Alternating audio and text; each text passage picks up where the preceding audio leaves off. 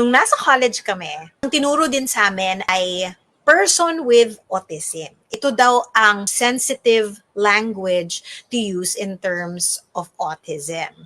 So this is called the person first language. Sinasabi kasi nila na, oh, it will be better kung we respect the person first before the condition. So, ang tagal na yan ang paniniwala ko at karamihan din ng SLP community because from that standpoint, you would understand na, oh nga no, parang it seems like there's more value for the human.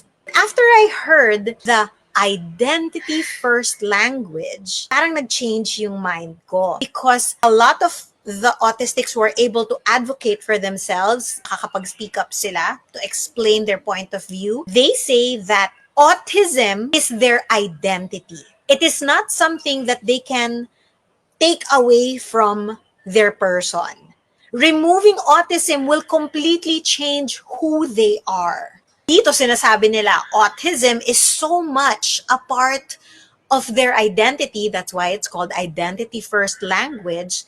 And that's why they prefer to be called autistic. So yan lang naman ang explanation for anyone who was ever curious about why this was. But because we never know what a person prefers, we have to respect all preferences. So I'm not telling you, dapat identity first na rin ang gamitin nyo. No. Whatever you are comfortable with, especially the autistics themselves.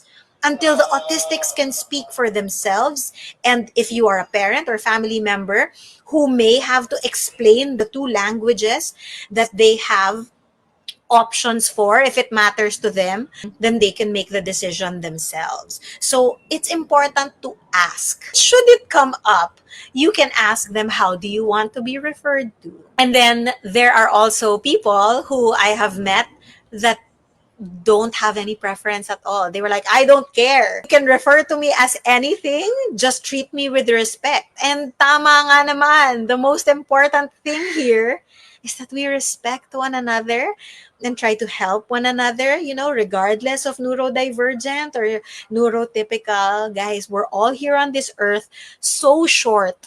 Our lives, it must be to better someone's life, right? So let's all just be kind and respectful and open-minded and yon.